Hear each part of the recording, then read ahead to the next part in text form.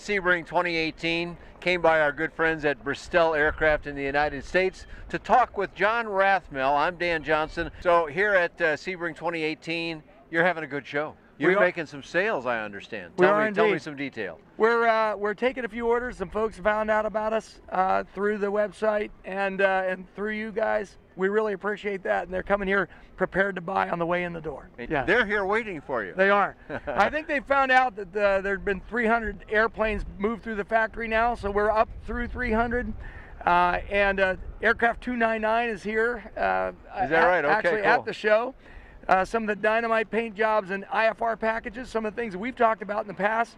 Some folks have been finding out that they want to go sort of that direction. A couple engine choices, as well as some lateral capability with this airplane. Repeat what you just did with the factory. Yeah. Now this is only in, I believe, 6 years' time. That's right. Since BRM Aero, which is the name of the company in the Czech Republic that builds the Bristell. Right. And in just 6 years, they're up to 300 aircraft delivered. That's correct. So that's 50 a year, but of course, it wasn't that many the first year, so this is on an accelerating program. That is. That's a production record that almost everyone would be very happy to have. Yeah. So good job to Milan and his son over in the factory there, but also all these good distributors. And it seems like I heard that the U.S. is now one of their bigger destinations for Bristell Aircraft. That's right. Well, we've become the biggest. We've become the biggest in volume, and we're pretty proud of that. Thanks to our customers, of course. I mean, they did a great job doubling production for us twice last year. Is that right? And then, of course, he put on more square footage. So the square footage is pretty well at brmaero.com and bristell.com. You can find images there of the factory. Milan and Martin have done a great job increasing for us, and we can't tell you how happy we are about that. Very cool. All right, you mentioned engine choices. Now, when we first saw the very first Bristells, I believe they were mostly the Rotax 100 horse ULS, which is the carbureted variety. The 912. And what are the options now for some? We use the Rotax exclusively. That 912, which is 100 horse, the capacity to go with the IS engine. Of course, you got injected capability. A lot of guys and folks here in the United States, that's the kind of equipment that they've had in every car that they've had in the last 10 or 15 years. So exactly, they want to go with the injected. We've got really good success with it, and the economy on it is really good. And then a couple of our customers, like this guy, he's got a home out in Colorado. Starts out with high density altitudes and wants to fly through mountain passes. He's got the 914 turbo. Now, what is we've covered the 914 on other aircraft, but let's do a little review of what that means. Of course, it's turbocharged, we get that, but what does that mean about the availability of power at different elevations or altitudes? Right, we're turbo normalized up through, of course, when you're performing above 10,000 feet, that's great. It's got a service ceiling up there at 15.5 and we're still climbing. And so at 15.5, this is turbo normalized with 100 horses all the way up through from sea level on up to 15,000 feet. So the big difference then is on either of the other two engines that are not turbo boosted, you're losing a little bit of power as you go up because the air gets thinner. Exactly right. The turbo makes up that difference. So is that correct? This has a wastegate and a TCU unit that's always servo is closing down that wastegate, so you get that power all the way up. Okay, so thanks for the review of the engine products now, but I want to say to our viewers here, we've got a little special treat for you now that nobody else has got, and that's because John has gotten to fly the new Rotax 915, not 912, 915. Now that engine's not available yet, folks, so this is just an experience of operating it that we want to hear John talk about, but you got to fly this engine that we've only seen in mock-up mode mostly here. So how was that experience? Early last spring, we went into the skunk works out at BRM Aero, and our operation was lucky enough to get to be able to test it for the guys at Rotax. So a couple other manufacturers were given the opportunity. From what I understand, it didn't really work out at other places, but we have the staff there to be able to put it in a frame. We flew it and spent a little bit of time there. I couldn't have had a more positive experience. It wasn't quite ready for prime time yet, so they're going to serialize the production throughout this Yeah, you were next flying year. in basically a prototype, not That's in the exactly airframe, right. but an engine-wise, it was a prototype aircraft. That's exactly right. I got a lot of questions. How'd you like it? Well, it was a little faster and climbed a little better.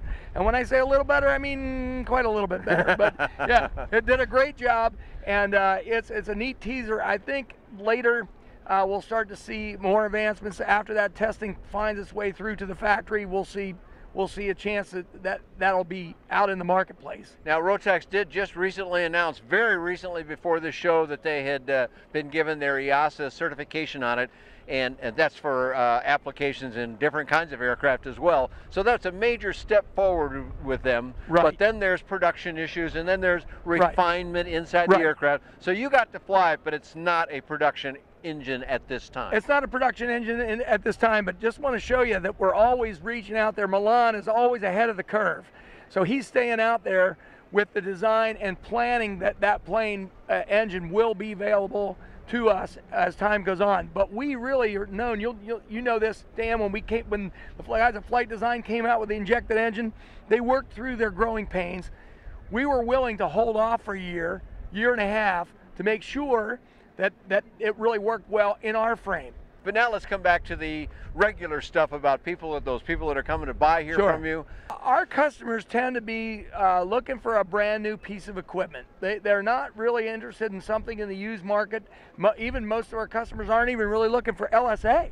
They're coming for an airplane that they want a good airplane that meets their mission in a very reasonable price range. So we're a great bargain compared to some of the other, let's say, four-place airplanes that you might otherwise find in the brand new market. And as we've talked in an earlier video, yes, you can supply an IFR-capable light sport aircraft. That's right. There are people that think you can't do that. Folks, you're wrong. The Sport Pilot Certificate can't use it that way. So that's probably what most people are thinking. Right. The aircraft absolutely can. That's right. There is some ASTM standard There's stuff some nuance. about, Right. we sort of prefer you didn't, but the truth of it is you absolutely can do it if you meet certain criteria, which you can help people understand if they want that capability. That's exactly right. You intimated that there's some nuance to how you can do it, and we've got several flying IFR birds now here in the States. There's a few regulatory requirements you have to meet, and you can fly the airplane IFR as long as you're flying either with a regular medical or conditional med. And the right certificate, and the pilot's got to be up to date and things like that. So all good stuff. All right, let's talk about, we're looking at a tricycle gear here, and I'm looking over your shoulder at another one that's tricycle gear, but that's not the only way you can have this airplane. Is that correct? That's correct. So what are the other options? Of course, we've got a tail dragger. That's a really dynamite tail dragger. We've kind of seen it on all our display materials, and it's a fun little plane to fly. Might be the nicest flying plane we have. I just love that little airplane. But what about training now? Now, I'm not thinking that the people who are probably coming to you probably had something else, so they're probably qualified pilots. That's all fine and good, but everybody needs some level of transition training, because this airplane, as well as it flies, doesn't fly exactly like whatever it is they got out of. Each year, Dan, we've had somebody come to us and said, you know, I heard about the Landing Doctor and landingdoctor.com lose part of his legacy about training and increasing training safety. So my partner Lou, who's very heavily involved in keeping things very safe, we have a full-blown training program for the plane for anyone who's going to try to buy this airplane and a transition. But now, where can they do that at, John? Is there more than one place, or does everybody have to go to a certain location to do that? How does that part actually work? We can do it at our location in Lancaster, Pennsylvania. We have a major location there in Lancaster. You can also do it on Long Island at Brookhaven. We have a training facility out there. That's kind of Lou Mancuso's home base, is it not? That's exactly right. All right. And then we've also got some opportunity to get some training with one of our dealers, the guy that covers our western side of Florida. So you can come down and get a little bit of work done down here in Florida as well with our guys.